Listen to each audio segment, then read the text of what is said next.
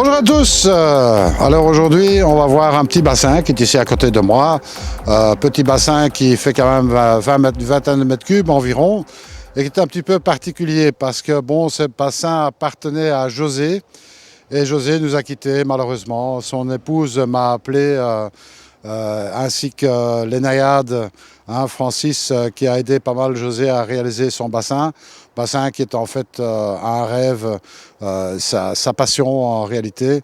Et voilà, son épouse m'a appelé parce que, un peu désespéré, parce que ne sachant pas comment tout fonctionnait dans ce bassin. Alors je sais qu'il y a beaucoup de gens qui m'ont demandé de voir des filtrations. Et voilà, ici, ce sera le cas. On va montrer la filtration de ce bassin de 20 mètres cubes ici, qui a été très bien réalisé. Donc, l'occasion de montrer un petit peu comment tout ça est articulé. Donc, ce n'est pas uniquement montrer la filtration, mais c'est de faire un mode d'emploi pour le petit-fils qui va s'occuper de ce bassin. Petit-fils qui ne sait pas du tout comment ça fonctionne. Donc, l'objectif de cette vidéo est de faire un mode d'emploi à la mémoire de son grand-père, en finalité, et de montrer en fait tout ce qu'il faut contrôler, tout ce qu'il faut faire pour entretenir ce bassin. Alors ce bassin à 20 mètres cubes, qu'est-ce qu'il y a sur ce bassin? Il y a deux choses déjà pour commencer, une bombe de fond, ensuite il y a un skimmer. Alors on va voir tout ça en détail, alors restez avec nous. Alors voilà, on va d'abord commencer par expliquer tout ce qu'il y a dans ce local et croyez-moi que c'est bien fait et il y a deux, trois petites choses à expliquer. Alors on a d'abord cette partie ici. Alors là-dedans se trouve un UV que je vais juste ouvrir comme ça, je ne vais pas regarder parce que bon, on voit la lumière de l'UV. Il a bien prévu ça parce qu'il y a un interrupteur qui permet de couper l'UV, donc je coupe ici et ça permet d'ouvrir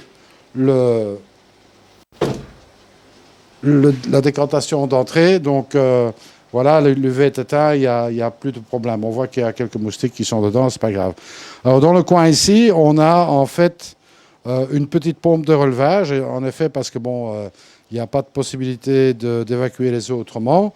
Donc, cette petite pompe de relevage va servir uniquement quand on va commencer à faire des backwash ou des choses comme ça et à récolter les eaux usées du filtre à tambour. Alors ici, derrière, on a un combi. Alors le combi est composé évidemment d'un tambour qu'on peut voir là et de calness qu'on voit ici, enfin, un genre de calness. Donc avec son tableau de commande, qui est positionné en automatique bien sûr, on peut l'arrêter, voilà, je l'arrête ici, ou bien on peut passer en manuel.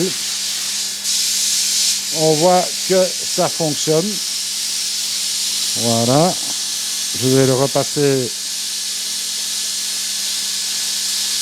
quand il aura fini son tour, voilà, je le repasse en automatique, et on peut voir que ça remue un tout petit peu dans la petite partie là, enfin maintenant ça ne remue plus, mais je peux le faire aller. Vous allez voir que l'eau tombe. Le temps que ça arrive, voilà, ça bouge un tout petit peu dans cette petite cuve. Ici, je le remets en automatique. Voilà, donc ça c'est tout simple. Alors, en complément de ça, il y a également ici un deuxième coffre qui a été réalisé avec simplement du tapis japonais. Du tapis japonais, on peut le voir plus en détail peut-être. Voilà, tapis japonais et un autre élément qu'on voit ici, c'est ce truc rouge qui permet en fait de faire une mise à niveau automatique. Alors on va voir comment tout ça va s'articuler. On peut voir qu'il y a deux vannes à la sortie du combi. Deux vannes qui permettent d'isoler évidemment le combi du restant du bassin. Il y a une vanne ici qui permet de couper la sortie de l'alimentation des tapis japonais, donc qui est à la sortie. Dans le fond, on a encore une petite vanne qui permet de faire un backwash de la cuve ici présente. On peut voir dans le coin ici la pompe, qui est une Blue Eco. avec son tableau de commande. Le tableau de commande qui est ici, c'est ici à droite, voilà, voilà, là. Tableau de commande où on peut régler évidemment le débit de la pompe. En dessous, il y a un petit boîtier Inazuma qui permet en fait de faire la régulation du niveau d'eau. Un petit tableau électrique sur la gauche, hein, donc tout ça a été très bien fait. Et sur la droite, les pompes à air qui permettent l'oxygénation évidemment des calness et à la fois des tapis japonais. On peut constater encore quelques prises, encore une autre, comment je dire, pompe à air un peu plus loin. Hein, ici, on a en fait le ballast de l'UV, donc de l'UVC, qui permet évidemment de se priver d'eau verte. Un dernier élément, c'est l'aspirateur qui se trouve ici, qui a été complètement mis en place. Il suffit simplement de sortir le tuyau et de brancher l'aspirateur, ce qui permet de nettoyer la fosse de récolte ici, en bas, puisque bon, là, on va avoir évidemment une charge relativement importante au niveau des détritus.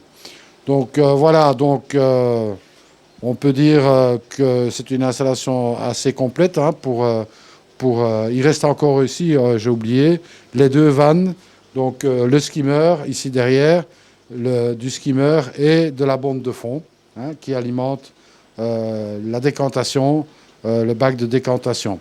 Alors on peut voir que le bac de décantation a quand même une certaine hauteur, hein, ça a été fait en bois, mais comment je dire, ça a été mis au polyester, hein, donc c'est vraiment du polyester qui a été mis dedans, donc et de voir un petit peu comment tout ça va s'articuler. Donc ce qui est important, c'est la hauteur de ce coffre, hein, puisque bon, forcément il est plus haut que le niveau d'eau maximum du bassin, ça c'est une chose, et deuxièmement, le fait c'est que bon, cette décante, on peut voir dedans d'ailleurs les crasses qui s'accumulent dans le bac. Attends, si tu peux venir ici, on voit dans le fond du bac vraiment les zones de crasse qui se sont accumulées, les crasses les plus lourdes qui se sont accumulées dans le bac. Et maintenant, on va passer, en fait, voilà, ça c'est pour un petit peu le cadre de cette filtration. Et maintenant, on va s'occuper de l'entretien de cette filtration. Alors, première opération, c'est de vérifier que tous les systèmes sont opérationnels. Alors, qu'est-ce qu'on veut tester? On veut tester, on peut voir ici dans le coin ici, un petit tuyau. Hein. Alors, ce petit tuyau correspond tout simplement à l'alimentation en eau de la remise à niveau du bassin. Alors, qu'est-ce que je vais faire? Je vais aller sur les deux vannes. Ici, je vais couper les deux vannes. Donc, à partir de ce moment-là, voilà. Maintenant, ici, on va constater que le niveau va descendre. Et on devrait constater, après un certain temps, la mise en route du niveau d'eau qui devrait se faire, puisque maintenant la pompe est en train de vider le filtre. On va constater que voilà, cette mise à niveau, ici c'est le tambour qui vient de démarrer. Donc il faut attendre un petit peu que le niveau descende suffisamment.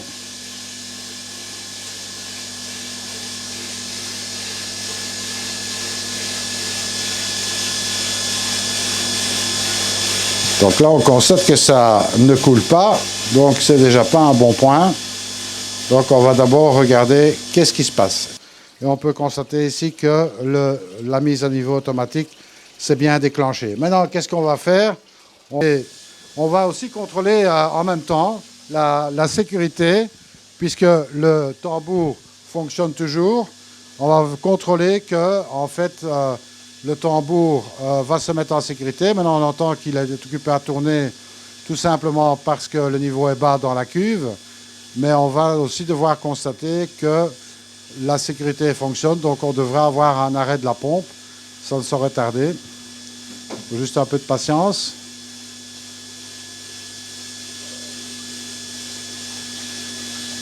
Alors les deux vannes sont coupées, donc le niveau descend, continue à descendre, alerte, voilà. Et on va avoir une coupure de l'alimentation, voilà ce qui est fait. Maintenant on peut couper, ici il n'y a pas d'interrupteur, on va retirer simplement la prise d'alimentation de la mise à niveau automatique, de telle sorte que c'est fini.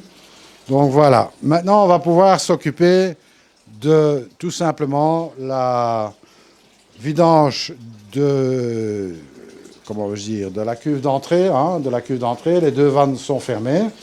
Alors ici, on a une vanne supplémentaire dans le coin qui permet de vider complètement la cuve ici en question. Donc maintenant, je vais manœuvrer cette vanne, voilà, ce qui va libérer toute l'eau. On peut constater dans la cuve que l'eau est en train de descendre. La pompe va se mettre en route. On va juste arrêter à temps pour voir que ça ne déborde pas. Là, on est occupé à dégager toutes les crasses de la cuve d'entrée. Alors, comme la cuve n'est pas gigantesque, il va peut-être falloir attendre un petit peu que la pompe se mette en route. Alors, je vais couper ici, sinon on va déborder. Voilà, coupe. Donc, on voit bien ici avec le flush que l'eau est en train de dégager dans la cuve. On voit bien qu'il y a des choses qui sont en train de bouger. Par contre, on va arrêter parce qu'avant de faire ça, il faut d'abord finalement fermer les deux vannes, les trois vannes ici pour isoler complètement la cuve parce que sans quoi c'est tout le filtre qu'on va vider, donc ça va consommer beaucoup d'eau. Donc ici, je vais simplement recommencer la vidange. Mais maintenant, cette cuve est complètement isolée. Donc on va pouvoir vidanger complètement la cuve ici. Ça va aller beaucoup plus vite du coup.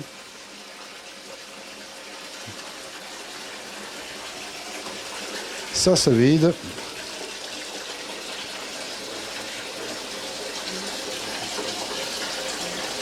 On voit bien ici la cuve d'eau sale qui est en train de se remplir.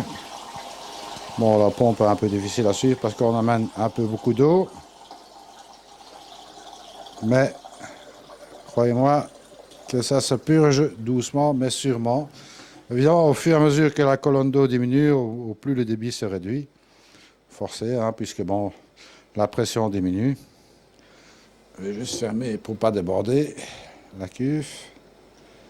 Voilà, ça descend, la pompe fonctionne bien.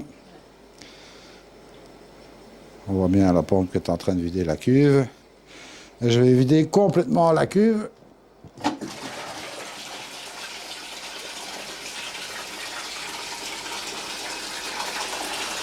On prend son temps pour montrer bien toutes les étapes.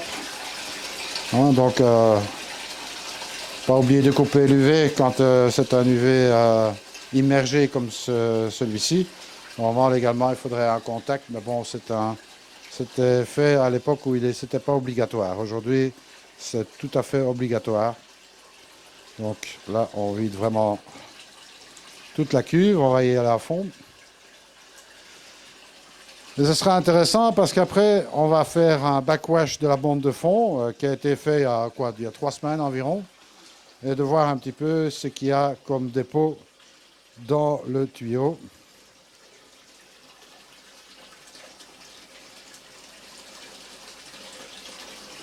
Voilà. On constate qu'il y a une vanne qui n'a pas l'air d'être bien fermée ici. Voilà, ça, voilà. Il y a une vanne qui ne fonctionne plus très bien. Bon, on va s'arrêter là. Alors, regardez bien. Je vais fermer la vanne ici en dessous. Voilà. Et puis, je vais ouvrir la vanne de la bombe de fond. Et regardez ce qui va dégager là-dedans. On peut voir que c'est vraiment une eau hyper dégueulasse. Donc là, c'est vraiment de l'eau brune. Hein, voilà. Et cette eau, évidemment, on ne va pas se la garder. On ne va pas réinjecter tout ça dans le système. Je vais refermer la vanne. Et on va réouvrir et revidanger toutes ces merdes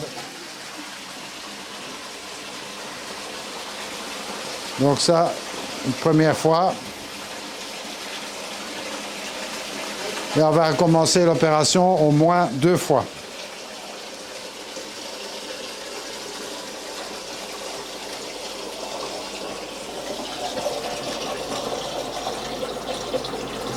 Là, l'eau est vraiment bien chargée, hein, on peut le voir ici dans le petit local, c'est vraiment extrêmement chargé.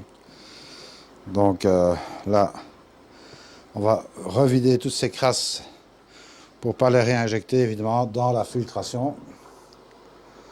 Donc là, évidemment, comme la cuve de pompage est assez petite, il faut le faire en plusieurs fois.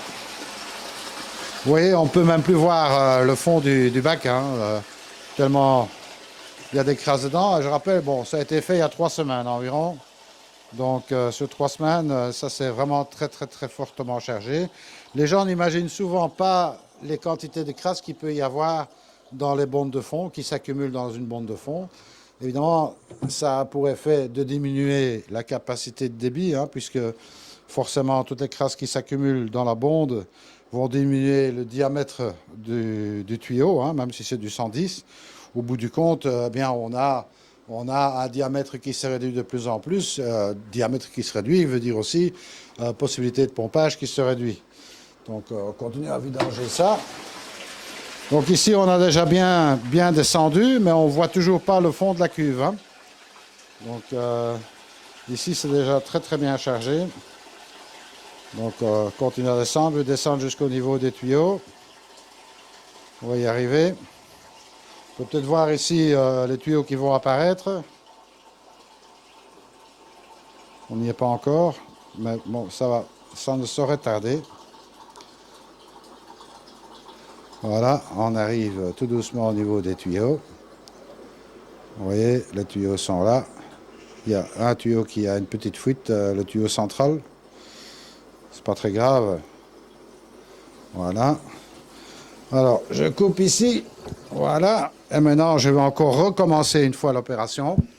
Je réouvre la vanne de la bonde. Et regardez, il y a toujours autant de merde qui arrive. Donc, c'est vraiment très important de faire ce backwash. Sans quoi, eh bien, cette accumulation, évidemment, n'est pas très favorable pour le développement bactérien, surtout des anaérobies, qui sont relativement néfastes pour le bassin. Donc, je referme la vanne et on peut revidanger tout ça. Évidemment, si je ne fais pas ça, ben, toutes ces crasses vont aller forcément dans le tambour et le tambour va s'exciter, puisque là, il va devoir dégager toutes ces saloperies. Voilà, on va arriver jusqu'au débordement. Hop, je ferme pour laisser vidanger un petit peu cette partie-là. La pompe, elle a du boulot là, pour l'instant. Donc bien vérifier évidemment que cette pompe est toujours fonctionnelle, hein, puisque, bon, si cette pompe est bouchée, évidemment, on va faire déborder tout dans le local. Alors cette pompe ici, enfin cette petite cuve va encore servir à d'autres choses, vous allez le voir après. Alors hop, on recommence à vider. Alors je vous montre tout ça en temps réel, hein, donc c'est vraiment le temps qu'il faut pour le faire ici, alors que c'est une petite cuve de décante, hein, ça s'appelle une cuve de décantation. Donc c'est une petite cuve de décante, mais ce qui est bien, ou ce qui a été bien prévu, c'est la hauteur de cette cuve, du fait que, bon, il y a une hauteur relativement conséquente, ce qui va amener une pression importante dans le tuyau. Et vous avez pu voir que la quantité de crasse qui repasse lors du backwash est quand même très importante. Donc voilà. On va pouvoir presque y arriver, encore 1 ou 2 fois vidanger ici. Bien dégager toutes ces crasses.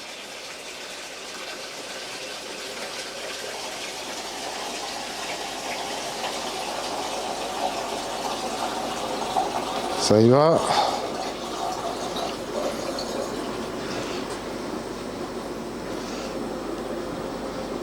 Le début diminue parce qu'on est en train d'aller vers le bas, mais on va déborder quand même. Donc je coupe.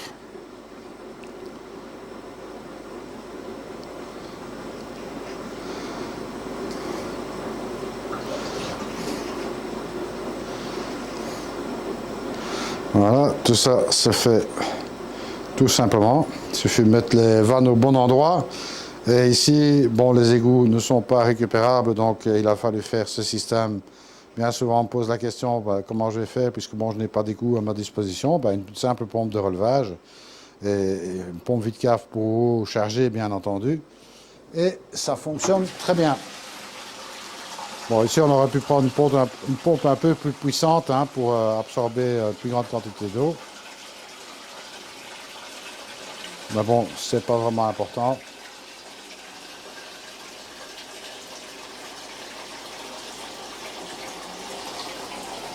Alors, ça s'éclaircit tout doucement. Voilà, maintenant je vais réouvrir les deux vannes ici. Hop, hop. Et les trois vannes centrales.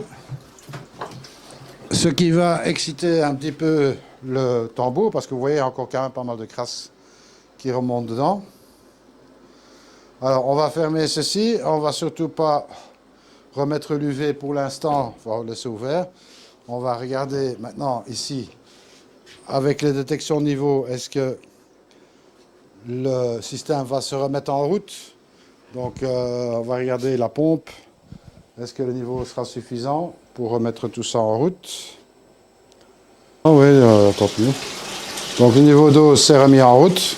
Bon, comme on a utilisé pas mal d'eau, il faudra attendre maintenant que le niveau d'eau se restabilise avant de pouvoir voir que le tambour se remette en fonctionnement et que tout est correct. On va voir ici ce qui se passe au niveau du tambour. On va lever le tambour. On va contrôler quoi ici? D'abord qu'il y a toujours les calness en mouvement, hein, puis c'est un moving bed. Alors on peut essayer le start-stop. Donc j'arrête ici.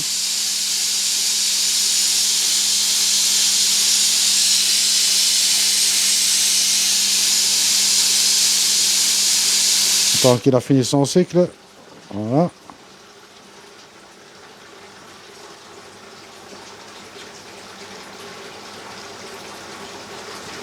On peut tester la position manuelle. Voilà, ça fonctionne. Et en même temps, on vérifie l'état des gicleurs. On vérifie que tous les gicleurs fonctionnent correctement. Sans quoi, bon, bien entendu, il faut simplement les défaire et les nettoyer. On vérifie que les deux sondes sont toujours bien en place. Les deux sondes de niveau qui permettent de faire fonctionner le tambour. Et alors, on va regarder sur le côté ici. On va remonter la caméra parce que sans quoi, ça va. On voit ici que l'eau circule bien. Il n'y a pas de colmatage ou quoi que ce soit. On voit qu'il y a encore pas mal de crasse qui ressortent. Et on le repositionne ici en automatique. Voilà, le bouton, la petite lumière s'est allumée. Donc tout fonctionne correctement. Donc au niveau du tambour, c'est en ordre. Il reste encore la dernière cuve à checker. Donc on va fermer ce côté-là parce que ça ne va pas le faire. Donc ici, on va réouvrir le panneau. On voit ici que la pompe à air ne fonctionne pas normalement. Il y a des bulleurs ici dans le fond. Mais je sais que la pompe à air qui se trouve là-bas, celle de droite, est hors service. Elle ne fonctionne plus, donc il faudra la changer. Enfin, probablement que c'est le joint qui est à l'intérieur qu'il faut changer, la membrane. Ici, on a les détections de niveau qui sont importants.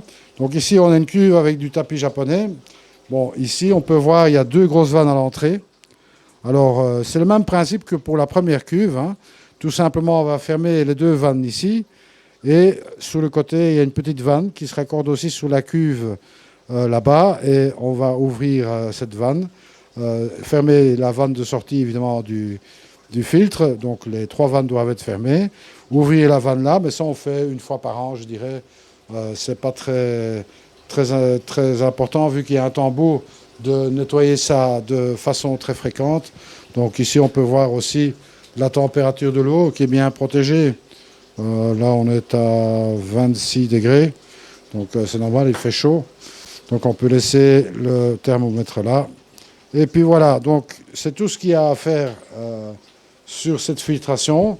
Donc c'est relativement simple avec cette petite cuve qui permet de vidanger tous les espaces. Alors, il reste encore une chose à montrer. Alors c'est l'utilisation de l'aspirateur ici qui va permettre de nettoyer la cuve de déchets. Donc, on rappelle, le gros tuyau qui descend ici, c'est en fait la sortie du filtre à tambour, donc de l'eau sale du filtre à tambour. Et cet aspirateur va permettre de nettoyer ce fond de cuve ici, sans quoi, ça serait problématique.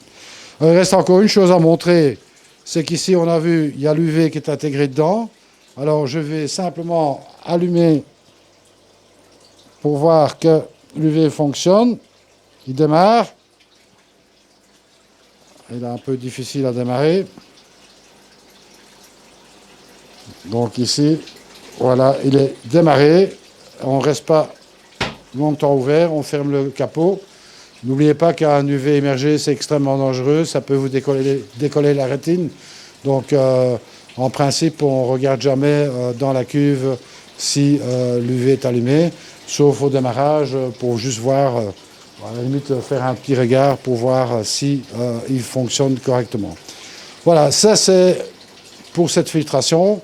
On rappelle une cuve de décantation relativement profonde qui permet de bien dégager les crasses dans le bassin.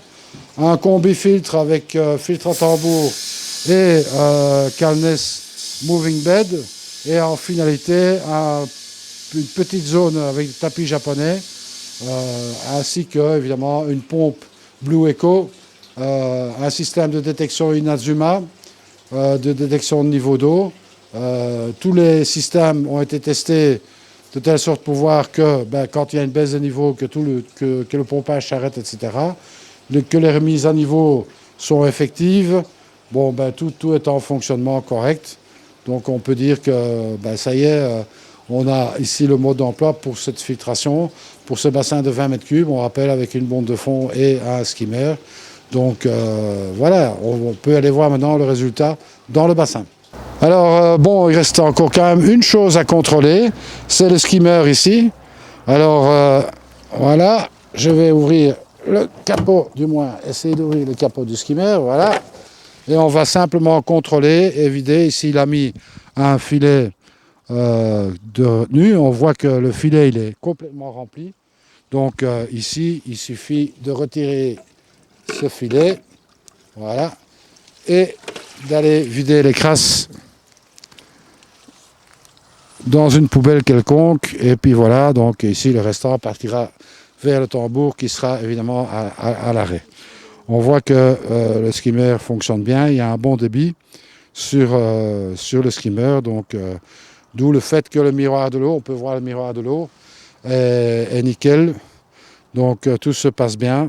Donc ça c'est quelque chose pour ce qui concerne le filtre, le skimmer évidemment qu'il faut regarder plus fréquemment, puisque là évidemment ça peut se colmater plus vite.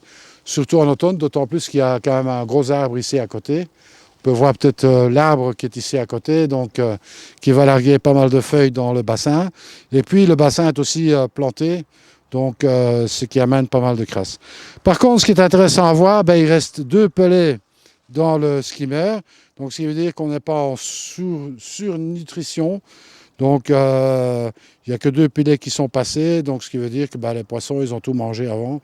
Donc voilà, il ne reste plus qu'à profiter du bassin et de le laisser tourner tranquillement. J'espère que cette version un petit peu plus détaillée de cette filtration vous servira de modèle, puisque je trouve que ça a été très très très bien fait, avec l'aide de Francis de Nayade, je le rappelle, qui a donné ici des conseils vraiment, vraiment importants et qui ont été respectés. Et franchement, ça tourne super nickel. Voilà, on va juste encore toucher un petit mot avec le petit-fils pour voir si tout ça lui convient. Et restez avec nous.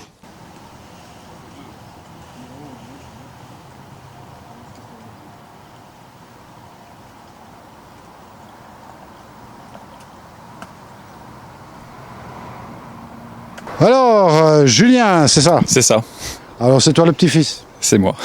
Bon, tu crois que ça va aller? Tu as pu suivre un petit peu tout ce qu'on a fait? C'est quand même assez clair, ouais, donc avec la vidéo, il ne devrait pas y avoir de problème. Bon, ben, ça sera un bon net de mémoire. Oui, c'est sûr. Et puis, qu'est-ce que tu fais si tu as réellement un problème? Ah ben, je t'appelle. Hein. Ah ben, écoute, voilà. Hein, donc, tu vas quand même soigner ta grand-mère. Oui, il n'y a pas de problème. Il n'y a pas de problème. Bon, ben, tu travailles un petit peu quand même. Un petit peu, faut bien. Bon, tu es encore aux études? Oui. Allez, tu fais quoi? Logistique. Logistique. Eh ben, on te souhaite en tout cas le meilleur pour le futur. Et puis, bon, moi j'espère aussi que cette vidéo vous aura un petit peu aidé dans la compréhension de ce que c'est une bonne filtration.